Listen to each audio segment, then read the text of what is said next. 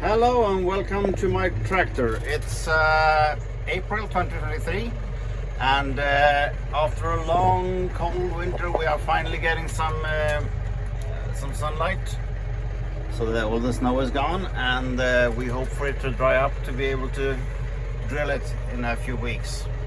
My solar panels are working hard, filling my wallet. Well, that's a bit of an exaggeration. For this season I got this new drill. It's a Rapid, Väderstad Rapid direct driller, 4 meter wide. It's a combi, so I can have both seed and fertilizer in it at the same time. And because it's from 1999, and in those days the control system was something called the MkIII. It was an older version of the computer to control it. So and that piece of equipment, it does work, but it's maybe difficult to find parts for it. So I don't want to risk being standing waiting for parts in the middle of the season. So I upgraded to this version, which is called a control station.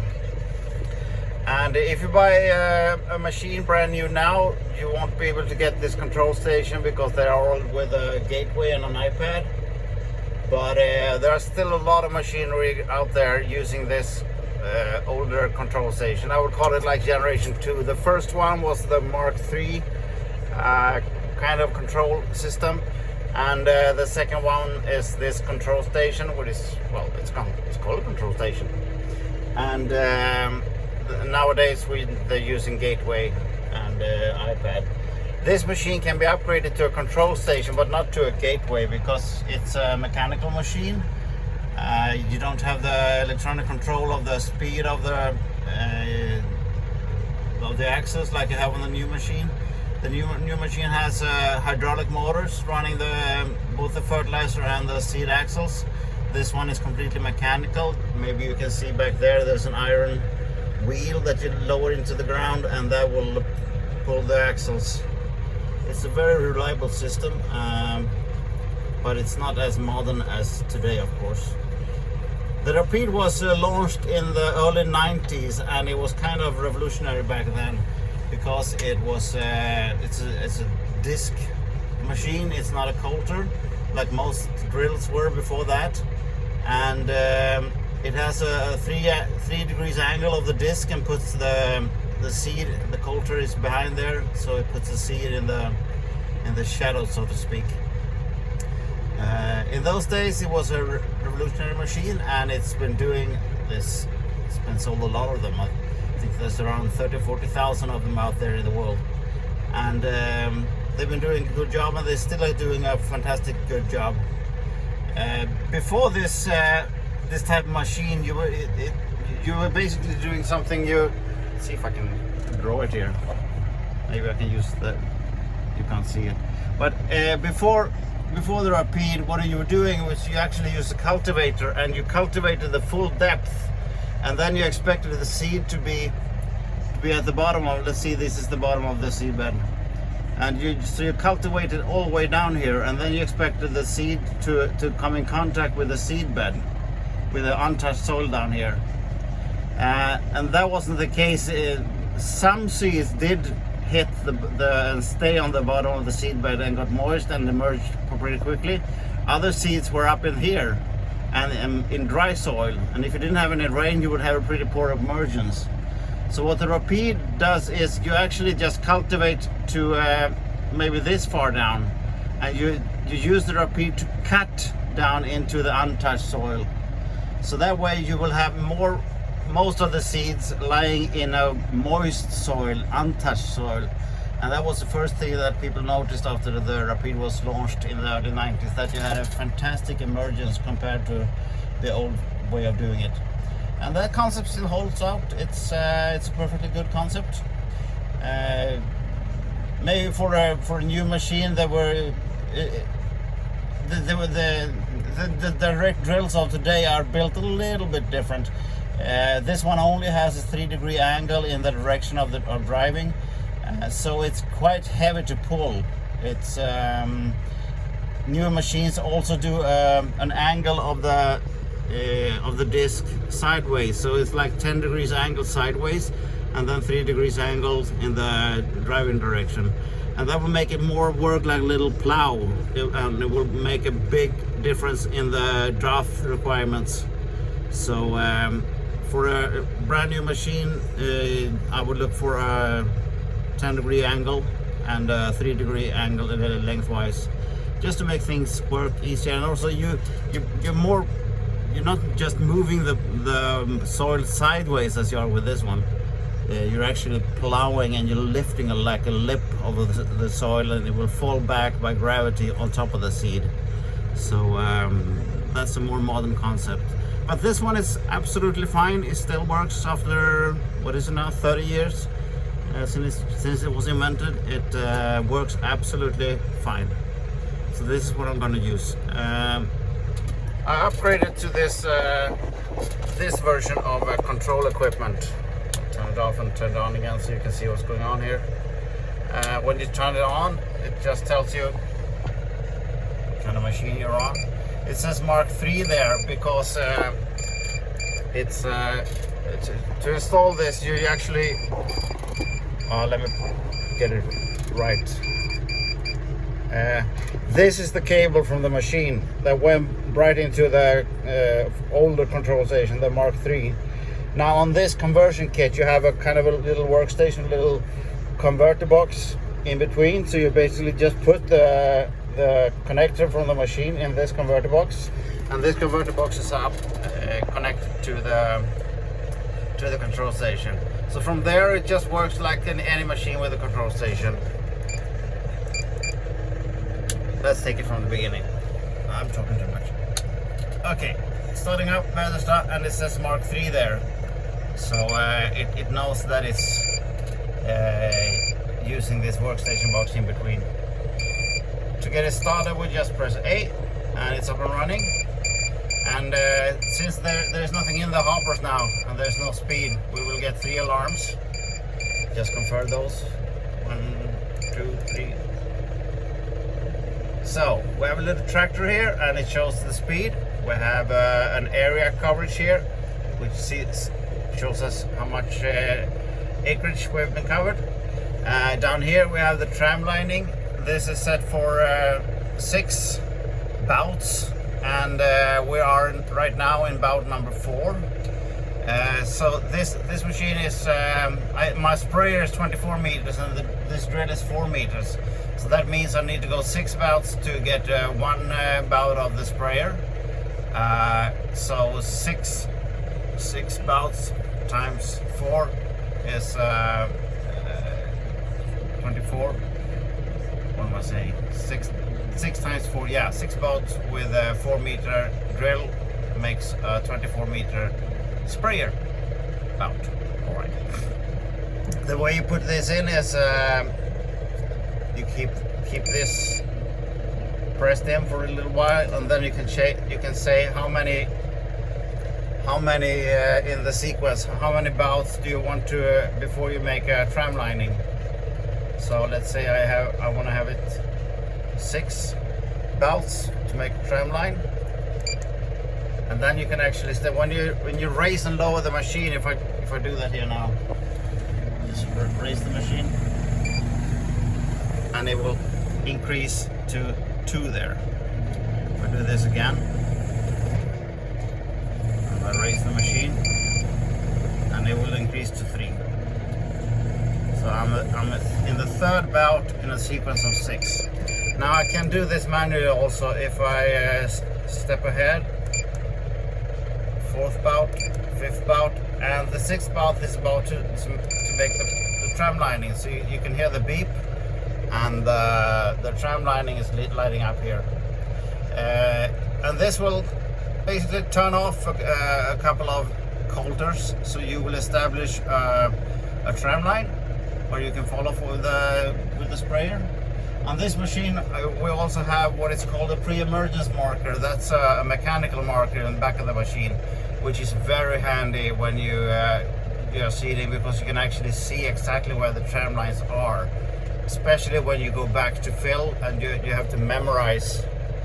If you forget to press this button, which actually stops it from counting. You're supposed to press that when you go home and fill, but if you forget that, you will not know what number in the sequence you are on. And if you don't have the pre-emergence markers, there's really no way to say unless you measure the field or something where you were. And sometimes you can see that the tram lines are a bit off, and that's when that has happened. So like I mentioned, this button here, let's step onto a non-tram lining bout. This button here is for stop counting, stop feeding the bout number. So when you go home, you should press this one, just to make sure that you have the same number when you continue later. Moving on to we have the markers, and there are two settings there. You can have it manually, like this. Now, let me see now. Manual, no marker, both.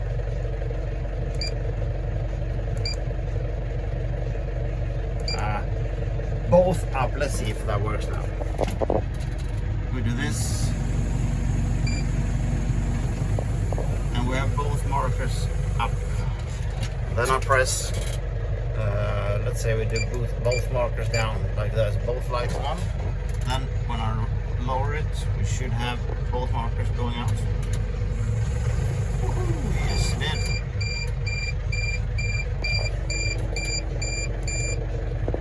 And you can choose which one. Let's say you want the right side out.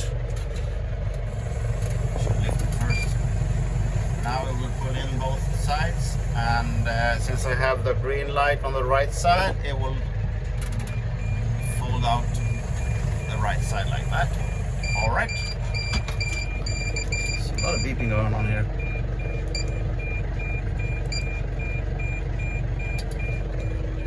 Not sure what that is now. Low level fertilizer, no speed. Should be enough.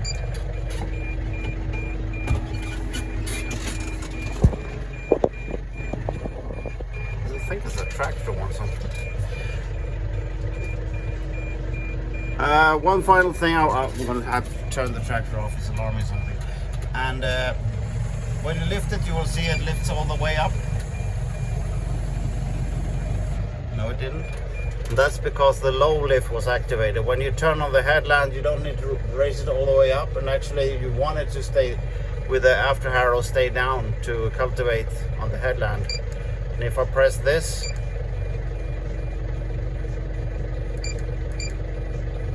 let's see if we can raise it all.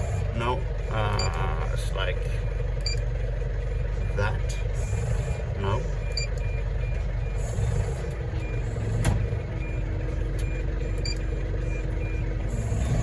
Now I can, this is all the way up.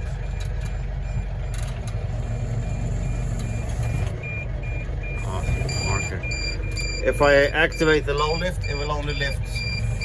Even though I pull the handle all the way, it will only lift that far, and this is the way you use it in the field. I'll have to turn the tractor off. I don't know why it's alarm going on here. Probably needs more hydraulic oil. Anyway, that's about it for the control station, and it seems to work pretty well. No problem. I just basically plugged it in, and it's made sure I got some electricity to it and so on. I'm in the middle of the install here, so it's a mess with all the cables and everything. This machine had this option on it, which is it's not a Väderstad component. It's built from a third party, and it's actually a sensor that measures the depth, the seeding depth. It measures the distance from the frame to the soil surface, and so you will trim this into what seeding depth you want, and then it will tell you if it's too high or too low, and you can adjust the seeding depth accordingly. It's not working, so I don't know why. I need to put it aside, pull it apart and see what's going on inside. For some reason it doesn't work. Maybe there's a fuse inside, I don't know. It's kind of funny to see what this is like. Today, if you buy a distance sensor, they will, for an Arduino, they will cost like $10 for 5 of them or something like that. And then you have a little Arduino and you can make a little thing yourself. So it goes to show this is a super clumsy thing compared to what you can get today. That's about it for the control station. You can have a look at the machine itself on the outside. If we start from the front here, we got this, it's called the middle packer. It packs the soil in between the tractor wheels, and it also supports the machine so it's level compared to the ground. And then we have the pre-tools department, which is basically you can choose what pre-tools you want. Many people like to have a crossbar in the front and then a system disc, which is basically a disc cultivator. On this specific machine we actually have an old-fashioned cultivator in the front, so which is not really made for direct drilling, but you can always fold it up if you want to. And then there are two crossbars. This one is the more coarse one, and this one is the more fine one. So it's a bit unusual combination, but it's gonna work, no problem. Under the fertilizer department, we have conventional rollers, and the speed is determined by this gearbox. You basically just set by turning the wheel here to get the rate per hectare right. You need to check to make sure there's enough oil in there, and this is where you put the turning handle for making the calibration. You turn it, it says here 24 turns when you do the calibration. As an option, you can get an electric motor for this one, which makes it possible to change the rate from the cabin. And it's actually, theoretically, it would be possible to put that on this machine and connect it to the Trimble, so you could have prescription maps and let the prescription map control the rate control here, so you can actually adjust the seeding rate depending on soil type and so on. That's a bit well, it's nothing I will prioritize for this season. So same gearbox for the seed, and doing exactly the same thing. More or less conventional kind of seeding. Let's see if we can do this with one hand.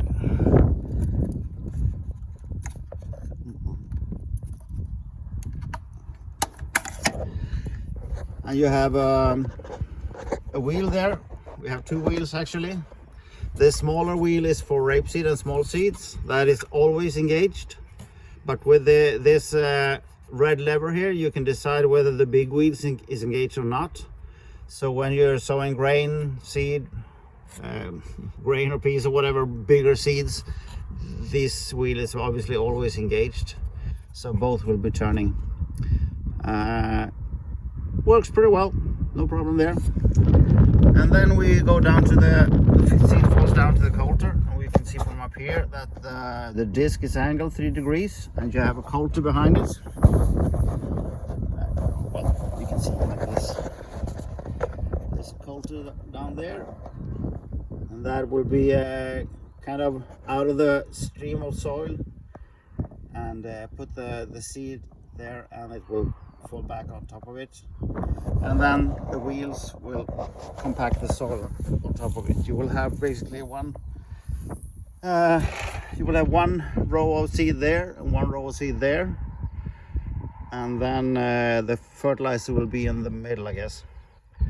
So you kind of trim the after harrow to have one of the cultivators running between the wheels like that. As you can see, that's more or less in between the wheels, and that one is supposed to be in the middle of the wheel.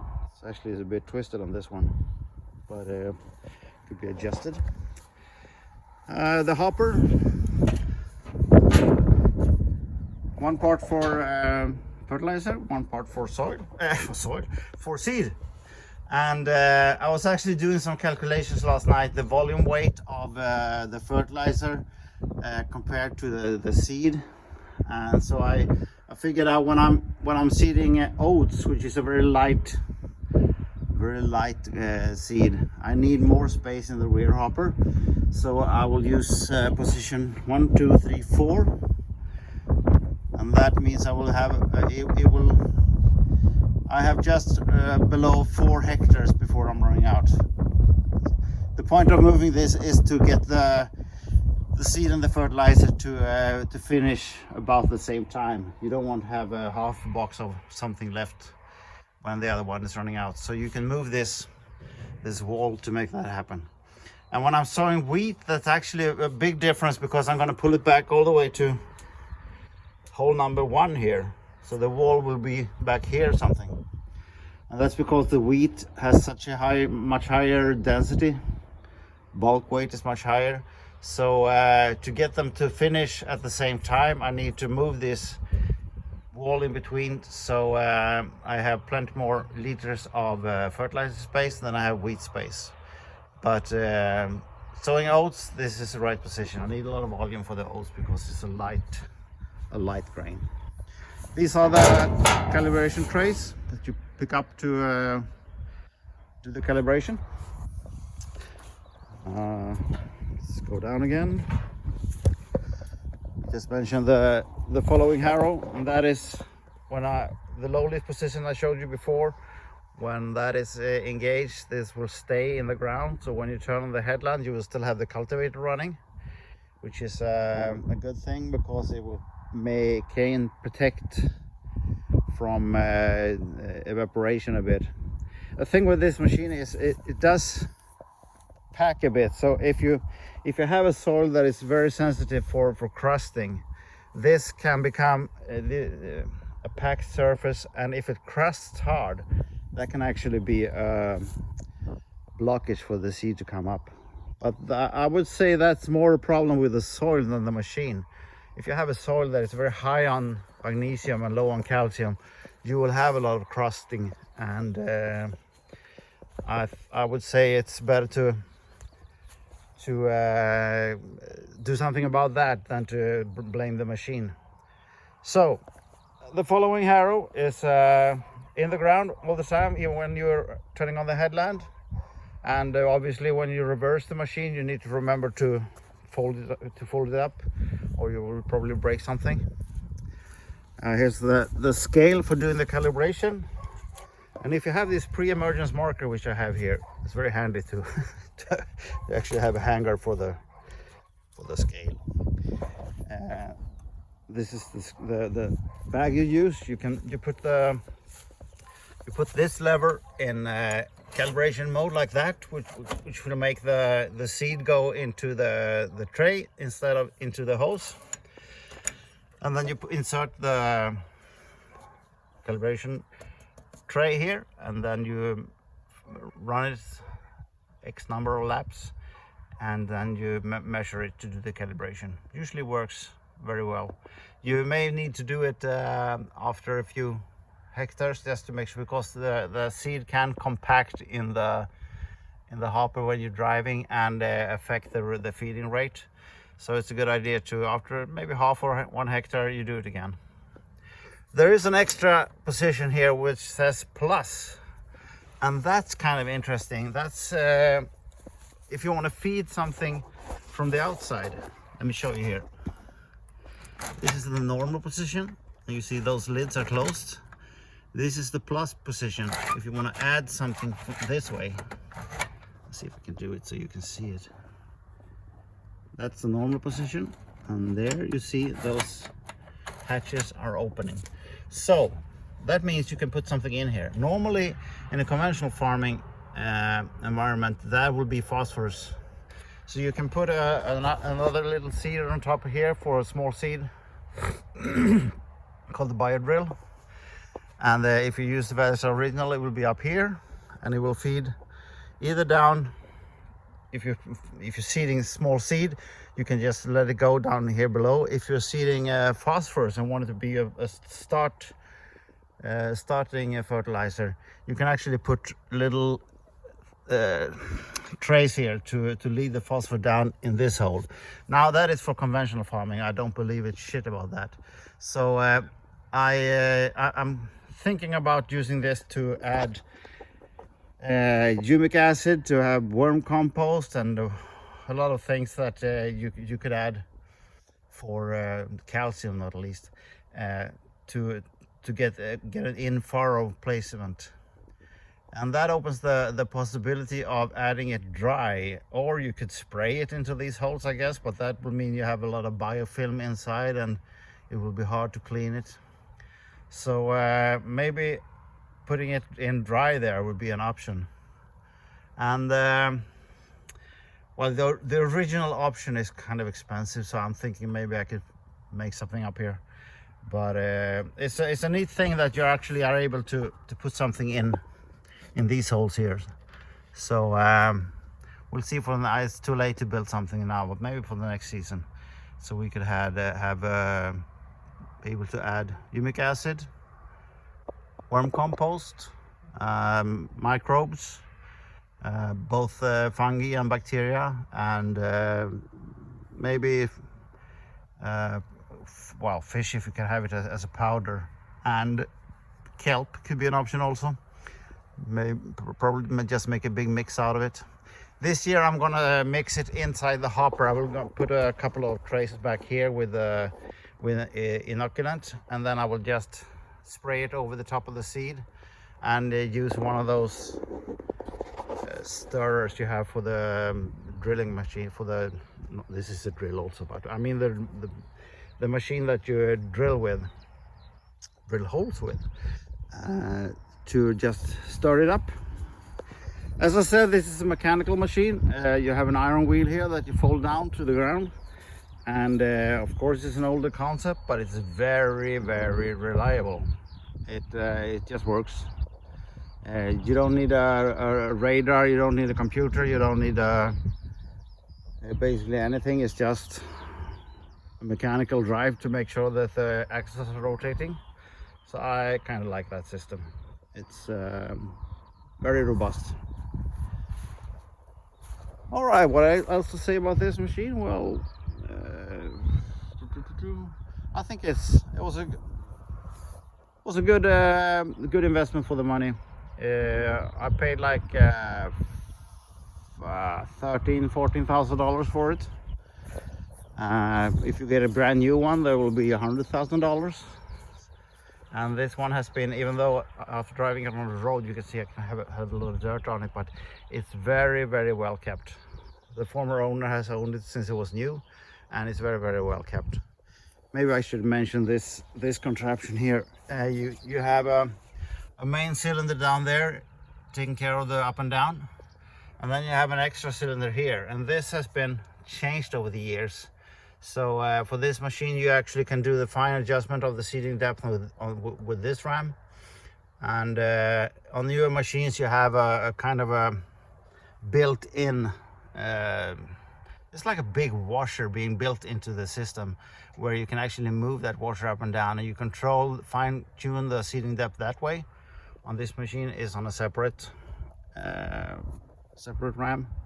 And in the old days, when you didn't have so many double acting outlets, you would have to have a combination of buttons and to switch a mechanical block. But I have actually put this on a separate double acting outlet, so I can adjust it just with one lever inside the tractor. Pretty handy. All right, that's about it. Can't wait to get it running and see, because this year I actually have all the farm, 55 hectares, is spring seeded for well, for reasons I won't get into now, but it's basically the regulations from the organic organization. So I will be seeding 27 hectares of spring wheat and 12 hectares of oats, and actually 12 hectares of hemp. That's going to be kind of fun. So all right, thank you.